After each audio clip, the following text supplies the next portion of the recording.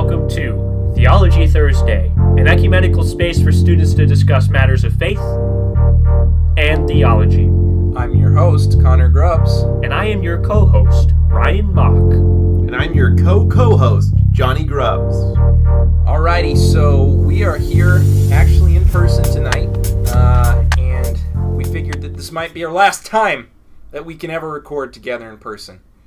Then we're never ever getting back together. We are never ever. Never ever getting back together. So here's the thing. They are issuing a thing in Pinellas County and probably in a lot of other counties. But for us, it starts tomorrow, or for those, it's Thursday. So it's Thursday at 11:30 a.m. So for those of you listening now, probably, called, what is it, Safer at Home? I don't know, Johnny's on his phone because he doesn't care about I'm talking to my students, okay, who I don't get to see anymore. You're not going to see us again either, Johnny. Yeah, What's more important to you? That's our point. This is our last time recording in person. Okay, all right. Because tomorrow at 11:30 a.m., the Safer at Home Act gets let's enacted. clarify about the Safer at Home. And I don't want It means that if you exit your house, you will get shot. No. In fact, the Safer at Home order is a little bit more lax than the Stay at Home orders in that they are allowing, but highly discouraging, non-essential workers to go out. So, for example, tomorrow morning, we're getting some of the church band together to pre-record some stuff for our content for Sunday morning, and that is allowed under this order. Is it wise? I don't know. We'll find out together as a team. So if y'all going down, you going down together. I guess that's it. Yeah. Yeah. So I think to set a good example, once this order is in place, we'll probably switch to phone call recordings. But I wanted to enjoy this. And it's only for a week at a time. They have to re-vote every week. So we have, But they may vote it in every week. We could be doing this for like a full year before we ever get back together. I don't think it's going to be a full year, but it could be a while. You never know. And if I say anything else about the time frame of it, I'm going to start to get political. But and I don't want to do that on this podcast. But you never know. You really never know what's going to happen. So you never know what's going to happen until it happens. Until it happens. I hope everybody's doing okay. I hope you're staying safe. I hope you're staying 6 feet apart. I hope you're... Because we're not right now. We are not 6 feet apart. It's kind of stressing me a little bit. And Ryan actually licked Johnny's doorknob before entering. Oh, hey, sub-point. I have a sub-point off of that. About licking doorknobs? Okay, well, you didn't tell me ahead of time that you had a sub-point, so... This is a good one, though. Yeah, but I haven't heresy checked it. Okay, listen, you got to know about this. So some of you guys may know about this, right? There's this guy... He's a social media influencer. I don't know his name, but he was doing the coronavirus challenge. He was licking toilet seats. Oh, yeah, Did you hear about this? Yeah. Well, today, the headline came out that he got coronavirus. He tested positive for coronavirus. Well, a lot of... I didn't know it was a guy that started it. There was like a famous model that was trying to make a statement about it. And I saw there was a news article about how she's got a lot of young followers, and she's very famous, and why would you do something so stupid? So, did she get positive for coronavirus? I don't know. I haven't kept up with it. The one I saw was a guy. So, I know that there's multiple people who have done this. So, I don't know if the one that got it, was the original or whatever. But bottom line is kind of like the Tide Pod Challenge, where people used to, bite into Tide Pods. Okay, so I have two comments or toilet seats now. Statements about this. Number one, that's disgusting. Absolutely. I'm guessing public restroom toilets. Yeah, forget coronavirus. There are so many other things you can get that from that. is disgusting. All right, so number two, what is the point? Is they trying to make a statement? Well, okay, but you have to back it up. What is the point? What is the point of biting into a Tide Pod? Attention, I guess. Exactly. Yeah, although there are a lot of people who genuinely think this whole thing is fake. Yeah. Yeah, oh yeah. Which is really stupid. Yeah. But, whatever. People are going to be dumb. My sub-point, is this going to be like the olden days where all three of us have a sub-point? You better think of something quick, Ryan. Oh, God. It's been a while. My sub-point is that... So there's been a meme going around where the Pope is saying if you can't, come to the Vatican because of social distancing, well, and he actually said this, but somebody made a meme out of it. Then you can bring your sorrows and your troubles, you can bring them directly to God.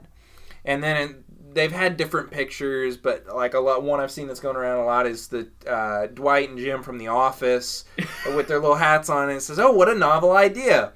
And just kind of people poking fun at this. And one thing that a lot of people have pointed out, kind of as a criticism of the meme, is that in cases of crisis and emergency, apparently the Roman Catholic catechisms do teach that you can go directly to God in times of crisis. This is not a new idea. But to me, that doesn't make the meme any less funny, because it isn't about whether this is a new idea or not. It's just one of many examples, and we love our Roman Catholic brothers and sisters, but it's just one of many examples where the doctrine contradicts itself. Yeah, I've not gone too deep into this meme rabbit hole, but I would love to see a response from an actual Roman Catholic about this meme and what they have to say about it. But yeah, it just does illustrate the flaw of Roman Catholic doctrine. I mean, the way he even phrases that, if you can't come to confession, take your confession straight to God. That's implying that you were supposed to normally, under normal circumstances, take it to somebody else before you take it to God. But the Bible doesn't teach that. We take our sins directly to God. Right, so. And so a lot of it's extra biblical, but Roman Catholics would acknowledge it's extra biblical because they would say that it's tradition, and tradition holds same sort of authority, again, actually greater authority than the Bible. So. Yeah, again, I'd like to see a response from an actual Roman Catholic on this. I think it'd be interesting. So do I have to give a sub point? If you have one, that would be great. It's just like the old days. Well, because of the coronavirus... Our last time. Because of the coronavirus, all the movie theaters are closed, and so they released a whole bunch of movies just like straight to home. And so last night, me and my family, we watched Onward. How was it? I enjoyed it. I thought it was fun. Did you see it, Johnny? I did not see it. Because it's coming to Disney Plus in just a few days, in a week. So we got it from, I guess it's called Fandango Now. I think that's what it's called. We got it from it's on the Roku. We have the Roku stick you plug into the TV, and then it's on Fandango Now, and it was $20 to buy it immediately and watch it. Right. And so you can rent these as well. Yeah. So I'm holding out because it does come on Disney Plus. Yeah. Soon, a lot sooner than it would have had all this not happen. And starting to kind of wonder what's going to happen with a lot of big summer releases like Mulan and Black Widow and all these big studio releases. Like, are they going to start moving more stuff to Disney Plus? When was Black Widow supposed to come out? May. Beginning of May, but they're pushing back release dates as far as June and July. I mean, pretty much everything for the summer has been canceled. The only stuff that hasn't changed is stuff going into October.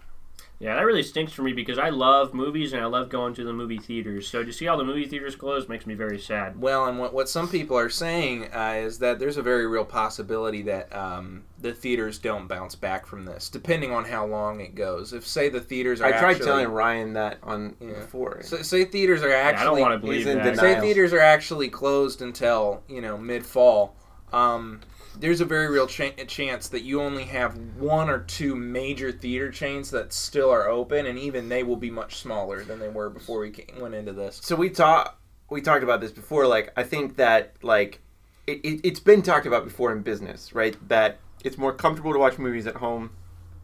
Netflix is already doing this, where they release stuff straight to their streaming service that are big budget films. Some of them won Oscars, or right, The Irishman that came out this past year. Right, and so we moved towards this, but it didn't happen as quickly as people thought it was. But this may force it to happen, because what's going to happen is I'm super comfortable with the fact that I already was thinking about waiting to see Onward until it came out on Disney Plus. I definitely was, and that was going to be 3 months out. You know what I mean? I was waiting for Frozen 2 to come on Disney Plus. It came way earlier. Right. I was like, sweet. So people are going to be like, man, I kind of like watching these new releases at home. Yeah. And I just think that's going to be the nail in the coffin. I definitely think people are going to get used to it, especially say for a big family. Okay, Trolls 2 is one of the ones that's not going to theaters. It's going to come out on streaming in a couple months.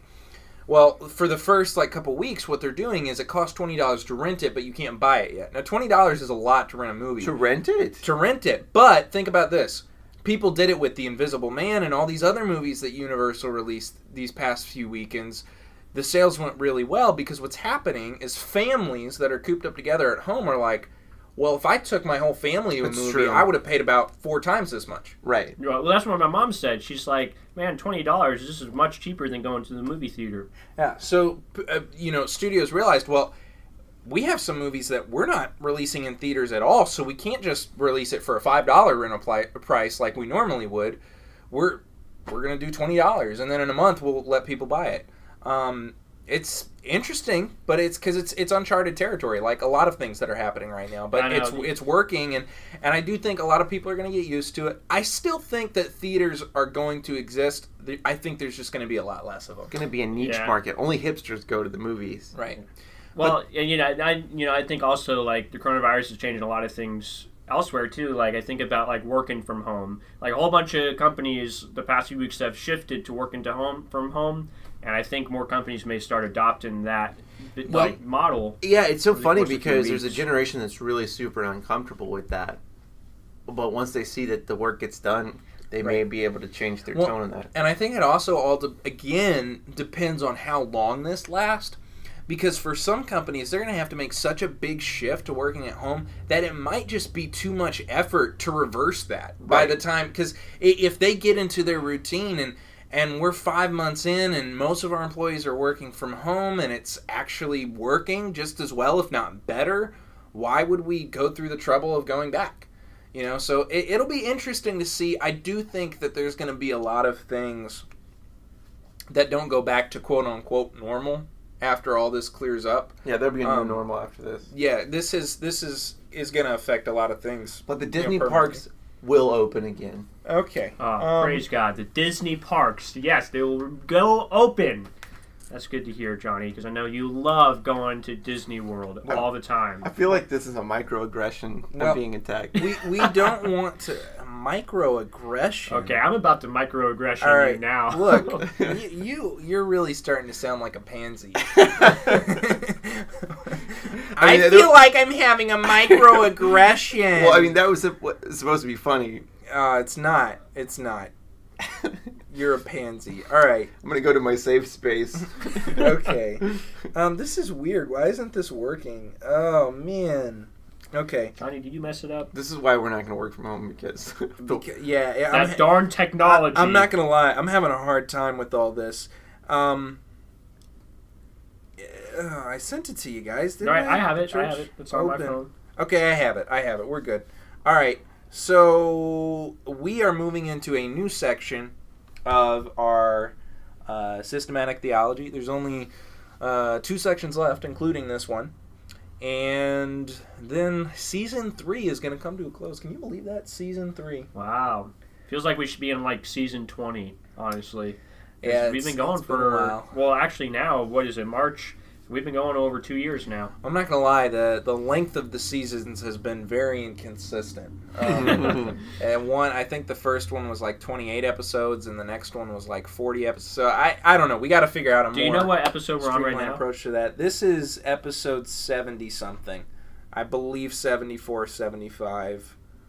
Dude, if it's 75, that's like a big number. It's 74. Okay. We're on episode 74. So next week we gotta have a social distance pinata or something. I don't know, but we're not that far from body. That means episode. No, I mean like we could get a robot arm that we could all control remotely to hit a pinata. That's like I don't know. Here's the thing though, with all this going on, we might stretch out this season a little longer. Maybe we'll take a shorter break in between seasons. I don't know. We'll see how it all pans out. But we are on a new section, the church. So today's question, pretty simple. What is the church? And it seems like such a simple question, but it's such an important question because it's very foundational to Christian living. And I think one of the reasons it's so important is because there are a lot of Christians who have this mentality that I've been hurt by the church and I don't need the church to live out my faith. All 3 of our, I was about to say my old pastor, all 3 of our old pastors, we grew up around the same church, had an analogy that, I really liked where he would say, so the Bible tells us that the church is the bride of Christ, right? Well, if you walk up to Pastor Mike, and you tell him, Pastor Mike, you're an awesome guy. I love you, but I can't stand your wife. How is that going to make Pastor Mike feel? That doesn't work. Yeah, he'd probably be kind of that relationship will forever be strained. Right, like when you that idea of two shall become one, like, so when you think of it that way, is like you're saying, well, God, I love you. You're awesome, but your wife sucks. That's not very nice. And here's the thing. Sometimes people in the church do very much stink because they're people. And that's just part of it. Because their water got shut off. Because what? Because they're not showering. Okay, Johnny, that's not what I... Johnny, there's a door over there. You can go. It fell flat. It fell flat. Really but anyway, like, people are difficult. And that's what I... Like, people talk about church hurts. I'm a firm believer that there's no such thing as church hurts. There's people hurts, and people happen to go to church. And people hurt each other. Yeah. And there are people in church leadership who have made very big mistakes and kind of shaken people's faith and trust in God, and I understand that, and I don't want to diminish that, but I think it's important for us to go back to Scripture and see, what does the Bible have to say about the church and its importance in our lives? So, today, what is the church? We're going to start with that basic question. Now, the Greek word is ecclesia, which is kind of where we get the book Ecclesiastes. That means the preacher, right? Well, ecclesia actually means assembly or a congregation. So, the idea is that the church is a group of people set apart, a holy priesthood, a holy nation, set apart from the rest of the world, to gather and assemble before God and to practice the sacraments, which we'll get into a little bit later. But first I want to talk about something in theology. It's called the visible and the invisible church. Ryan, you want to share a little bit on this? Yeah, so... By the way, I love that verse you put in the notes here, 1 Corinthians 1, chapter 1, verse 2. I'm just going to read it real quick, even though I'm sure I'm skipping ahead, but I think this helps with our conversation. No, that goes with the visible versus invisible. Okay, very good. So, 1 Corinthians chapter 1, verse 2 says, "To the church of God that is in Corinth, to those sanctified in Christ Jesus, called to be saints together with all those who in every place call upon the name of our Lord Jesus Christ, both their Lord and ours." So that verse, I highly recommend looking this up on your own so you could have it in front of you. But this verse says a lot about what the church is. The church are those who are sanctified in Christ Jesus, those who are called to be saints, together with all those in every place who call upon the name of our Lord Jesus Christ.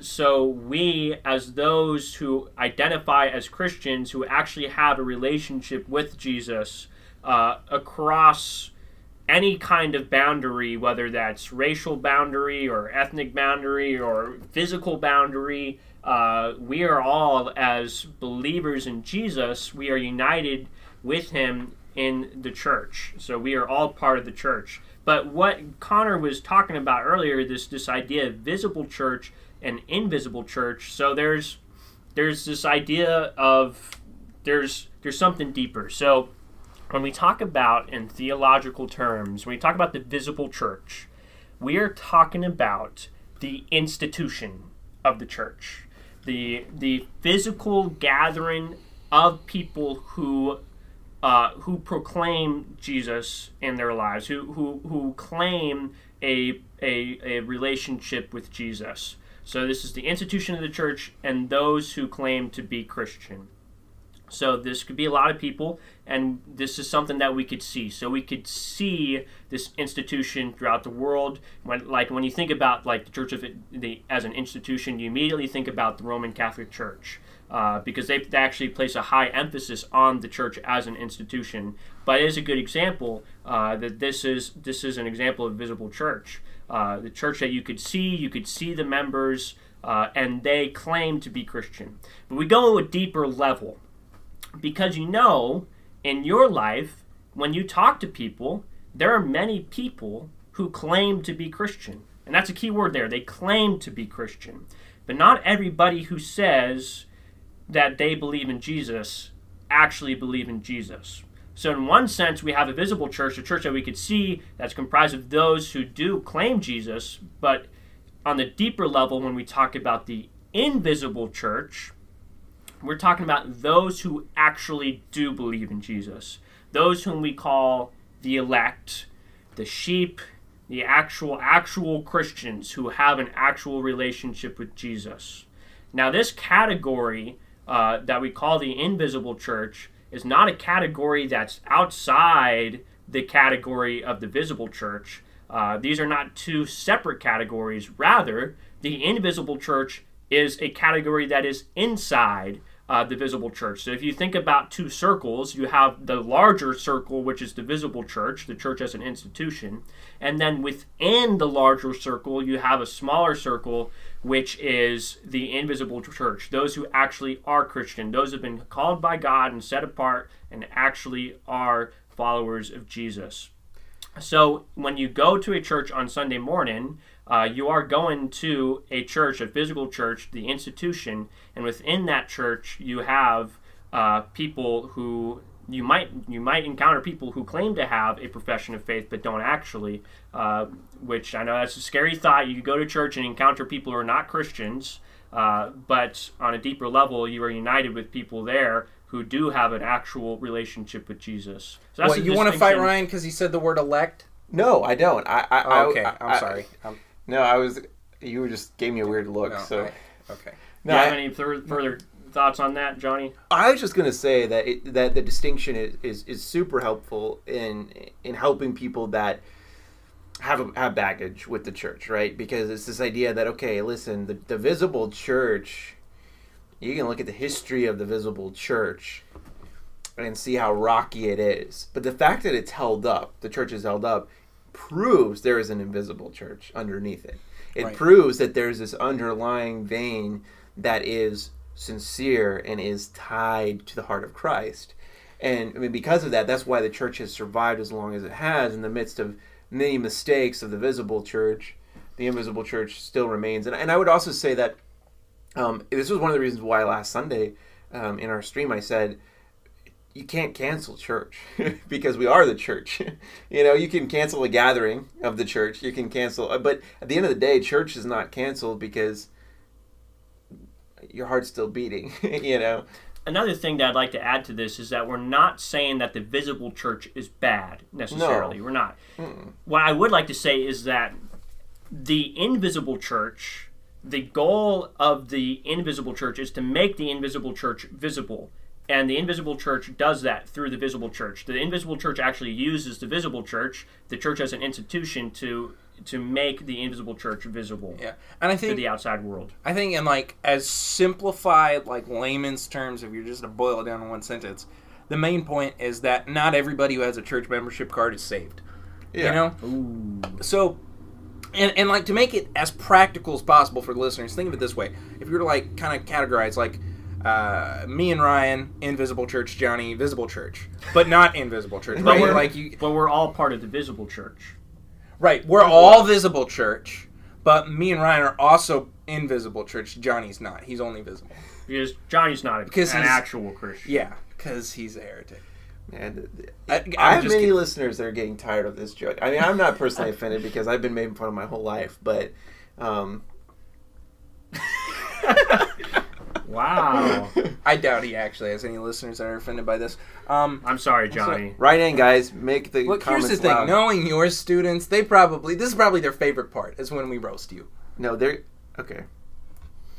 Johnny's going to talk to us about this later. He's gonna get his students to start emailing us complaints. TheologyThursdayPodcast@gmail.com. Go ahead. Here we go. I'm sure that Johnny, although I can't see Johnny's heart, I'm fairly certain he's also included in the invisible church. Johnny, I love you. Thank you. I love you too. I do. I love you too. Yeah, I agree with you too about the visible church. We should want to make the invisible church known in the visible church. I just think that you can see, there may be things they see about our visible churches, right, in the future. People look back in church history and they kind of hold their head in their hands going, man, that was dumb. You know what I mean? But that doesn't mean you're off the ranch if you're part of the invisible church, right? So, and that's why we can even believe that, the visible church, that, we have very differing views than our Catholic brothers and sisters do in their visible profession of faith, but that doesn't mean that there's not an invisible reality underneath that of people who really have saving faith in Christ. And you know, when Ryan was talking about earlier, like the Catholic, the universal church, not as in the Roman Catholic, but like the unified church, is that like the visible church looks like it's split up into denominations, all these different things that are actually good, but the end goal that we're working towards is there's people that are part of the invisible church across all these different denominations and all these different expressions of the visible church, and eventually these kind of lines and differences between us, all that's going to fade away.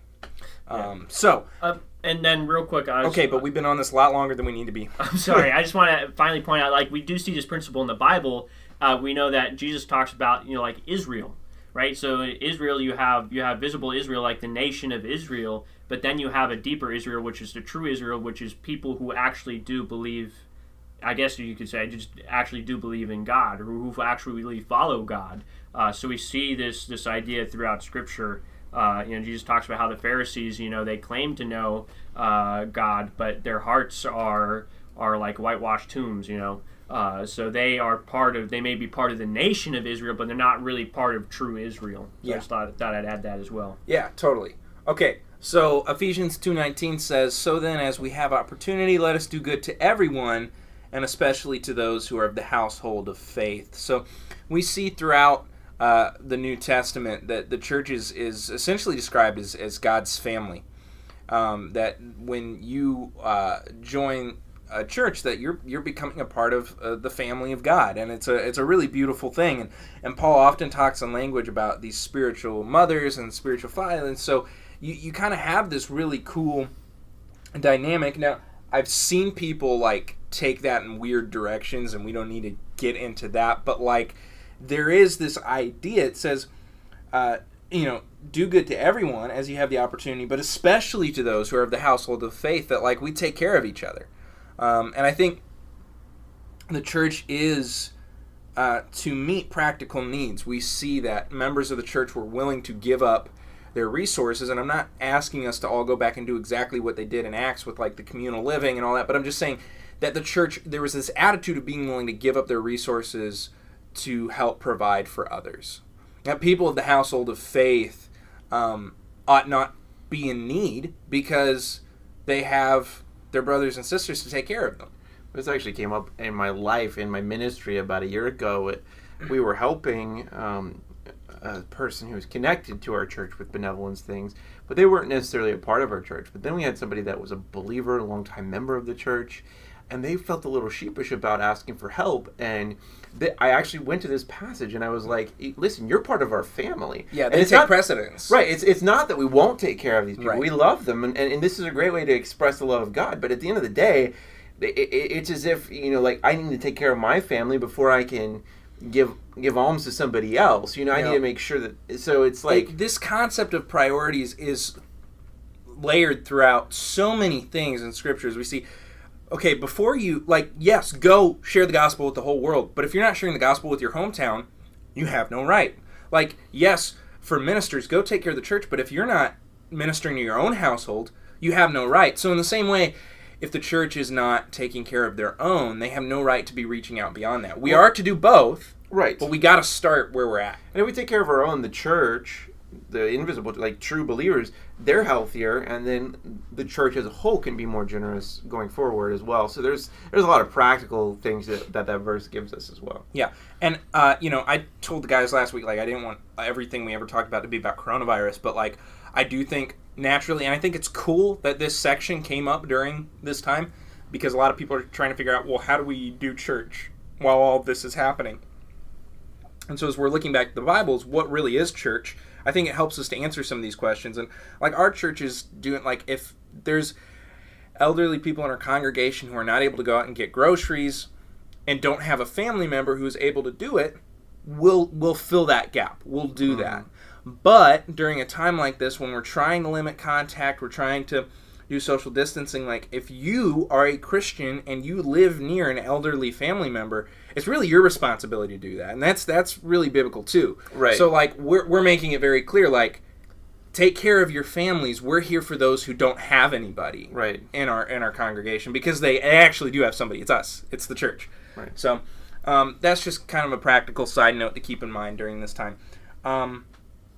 Okay, and then also I wanted us to see that the people are God's temple, not the building. The building is not God's temple. The people are God's temple. And we're going to look at 1 Corinthians 3:17. If anyone destroys God's temple, God will destroy him, for God's temple is holy, and you are that temple. And this goes back to what Johnny was saying earlier, is that church isn't canceled because church wasn't just a service that happened in a building at a time every week. Church is us. It's believers living their life, everyday life.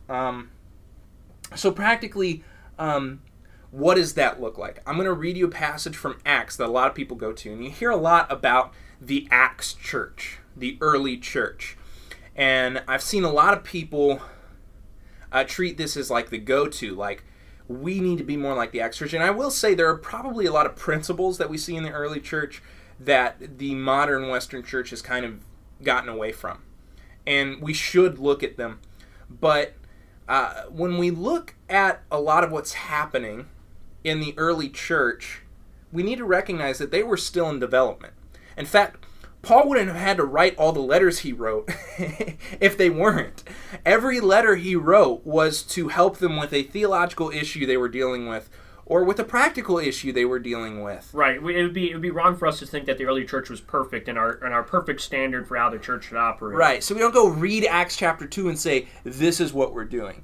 So when we see these things, unless it's a matter of doctrine and theology in the New Testament, like a spiritual matter, we need to recognize that it's not prescriptive, like something that we need to do, but rather descriptive. It's just describing what they did in their context. And a lot of it we have to understand was cultural. So I just want that disclaimer before we go into here, because I think there's a lot of weird kind of mindset around this, like let's abandon the buildings and just meet in homes. And I'm not saying that home churches aren't legitimate. They obviously are. I think everything we're talking about is but there's certain things, and we'll get into that. I need to not get ahead of myself. Acts 2, verses 42 through 47. They devoted themselves to the apostles' teaching and to fellowship, to the breaking of bread, and to prayer. Everyone was filled with awe at the many wonders and signs performed by the apostles. All the believers were together and had everything in common. They sold property and possessions to give to anyone who had need. Every day they continued to meet together in the temple courts. They broke bread in their homes and ate together with glad and sincere hearts, praising God and enjoying the favor of all the people. And the Lord added to their number daily those who were being saved. So we need to gather in mass numbers and then live in small homes together in networks of people. That's not the point. So, so a lot of what we see in church practice, and the fact is, there were churches that Paul wrote to that met in church buildings, and there were also churches who met in homes, and there were churches who met everywhere. It's not about the building or the space that we're doing it in. It's not about if we're doing it online or not. Now, I'm not saying that once this is all over, you should stay at home. We talked about this last week too, and stay in your pajamas and just watch church every week. Because that's not the point either, and that's why I think a lot of churches are, incorporating things like Skype and Zoom to still have that interaction, because that's really important. But basically just that the idea that, like, okay, we don't need to become a home church to be a biblical church. That's not the point. Mm-hmm. So what is a biblical church? What are the things we're looking for? And Ryan, I want you to share what R.C. Sproul, he has 3 points, right? Okay, yeah, so R.C. Sproul said the Reformers, those who were alive during the Protestant Reformation, they identified 3 points or 3 marks of a true church. The first one is the preaching of the gospel.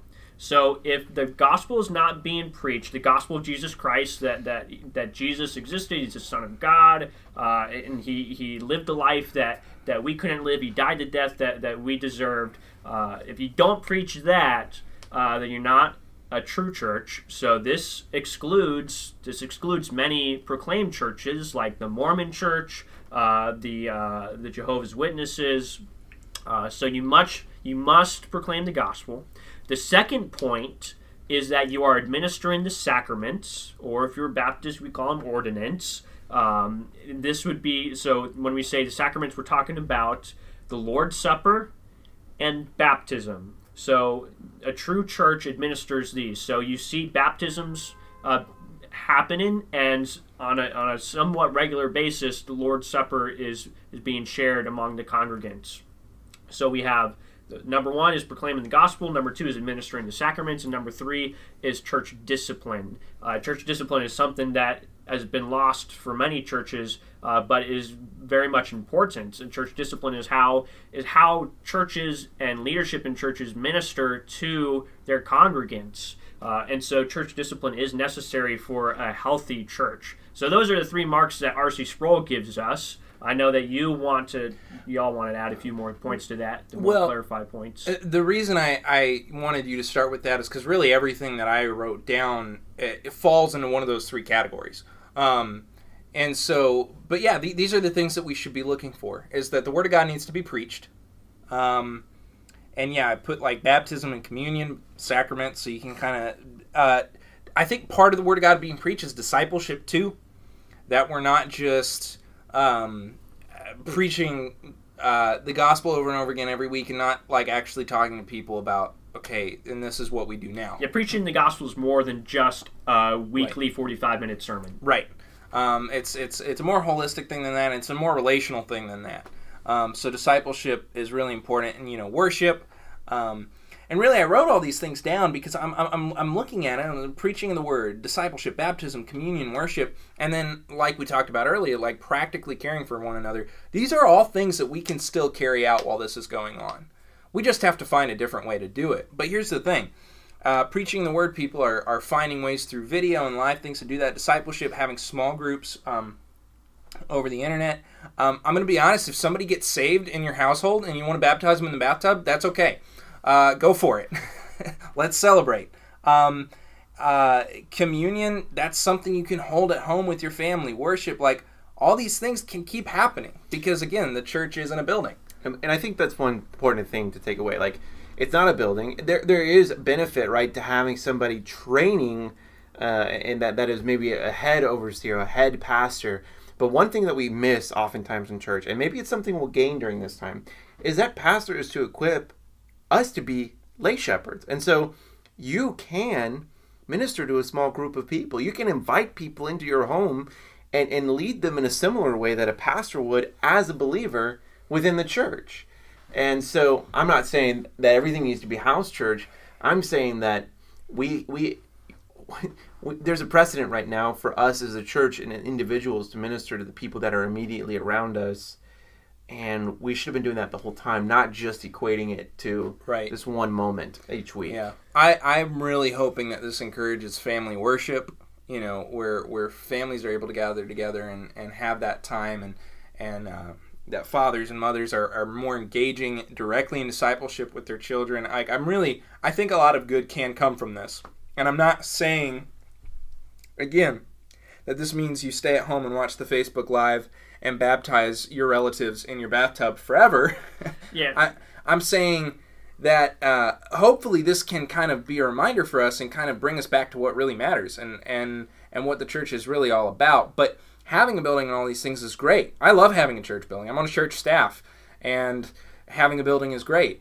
And improving the building is great. Not letting it go moldy, none of these are bad things. Can I just go on a 2-minute rant? Do I have time for a little rant? You know what? Here's the thing.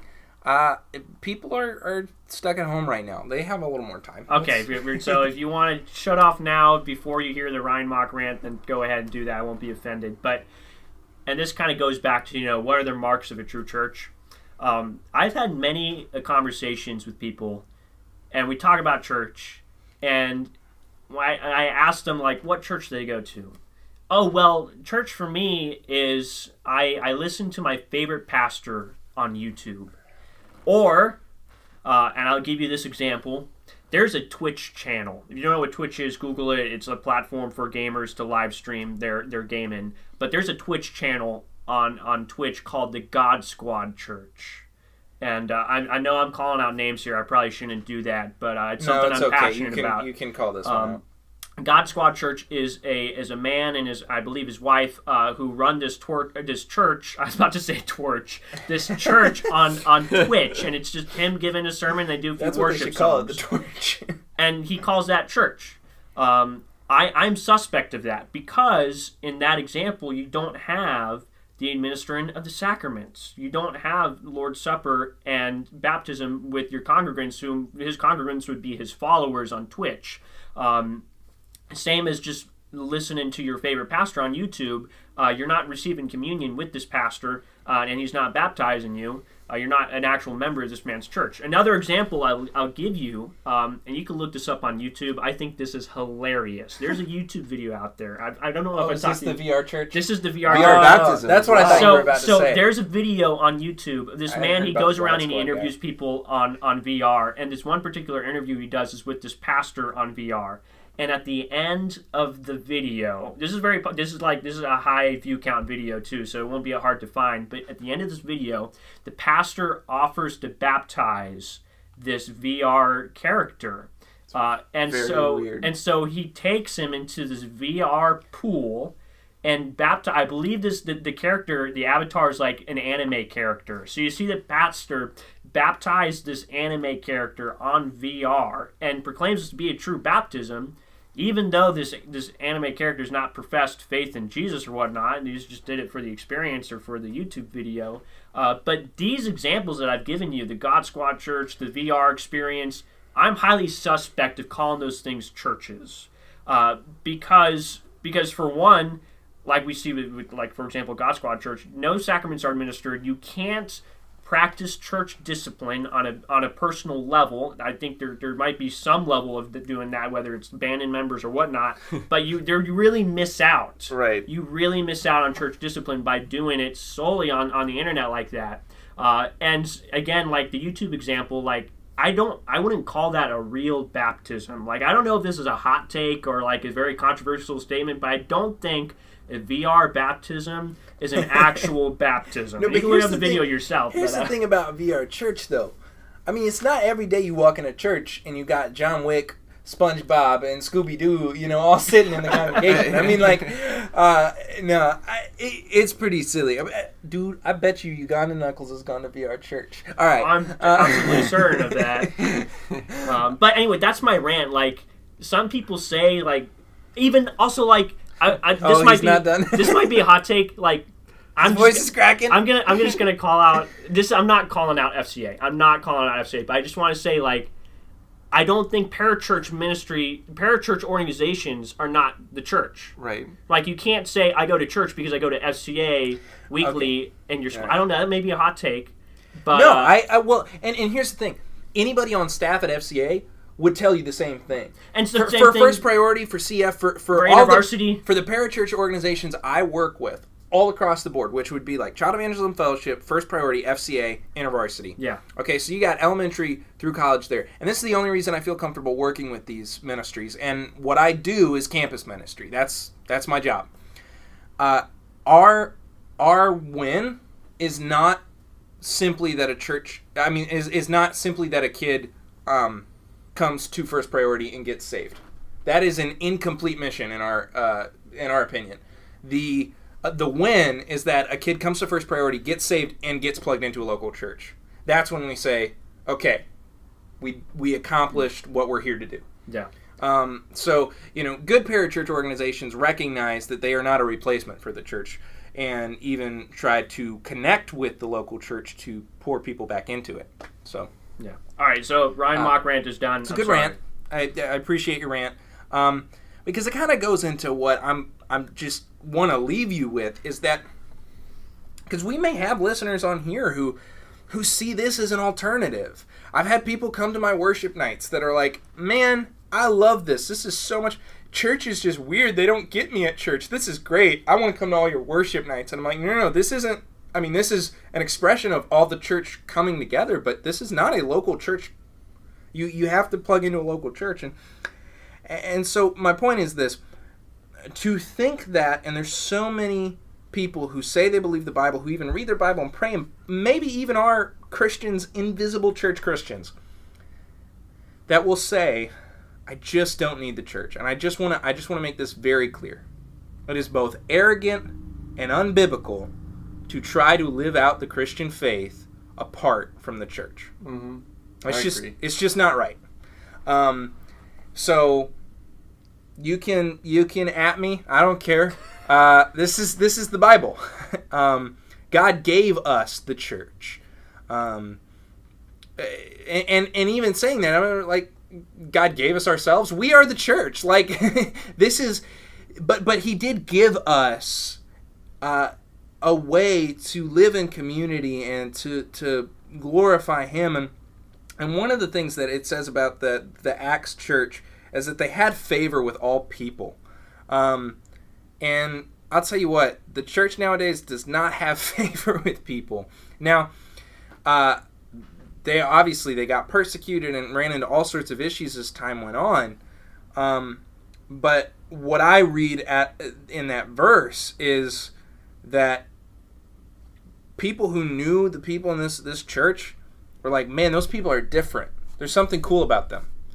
And that's what people should see when they see the church. And I get that there's a lot of stuff that's happened that has hurt people or given people kind of just made them disillusioned about the whole church thing. And I get that, and it's hard, and I'm sorry, and I want to, on behalf of all Christians, true Christians, I want to apologize to you that things happened within church and ministry leadership that like hurt you and have stuck with you. But that person was misrepresenting Jesus, and they will be held accountable for it. Yeah, and I would also just say, I mean, how are things going to change if every time that happens, you just take your ball and go home? You know, you could be a part of reform in the church, you know, if something bad happened. I just mean you don't take time to heal and find a new body to be a part of, but it's not going to change just because you walked away, you know? Yeah. So, like Cordy's saying, be the change you want to see in the world. Well, be the change you want to see in the church. No, I mean, it sounds cheesy, but I'm going to be honest with you. That was really a big moment for me. That when I first got saved, I was like, all right, I can't deny this, but I'm not sure about this church thing. Like, I guess I'll go or whatever, but like, I do not want to be in ministry, and I told God that. And of course, now I am in full-time ministry, and I can't imagine doing anything else, but what it really came down to was rather than just sitting around and complaining about all the problems that you see, be the change that you want to see. And it sounds cheesy, but honestly, that was like what's kind of stuck with me. It's like, I can't just sit around and be like, man, this stinks, and not do anything about it. It's the bride of Christ, and I love Christ, so I love His church too, and I'm happy to be a part of it. So, if you are looking for a local church body, and you're trying to find one that's not wackadoo like Johnny, I'm not saying his church is great, it's just him. Watch us online, churchbythesea.com. No, but seriously, please contact us. You can email us, theologythursdaypodcast@gmail.com. You can find us on Instagram, Facebook. You can also just go to churchbythesea.com, go to a real church. Even if you aren't in this area, it doesn't matter where you are, because I know we have listeners all over the place. We want to help you find a solid church. If you live like in Alaska, if you contacted us, I would love to help you find a church in Alaska. That's how important we think this is. Yeah. Especially if you like wanted to come to Church by the Sea. Or Risen City Presbyterian Church, we'd love to have you. Yep. Well, that was interesting. All right, guys, we're going to continue this next week. We'll see where it goes next, but stay safe out there. Wash Keep your distance. hands 6 feet apart, and we'll see you next week.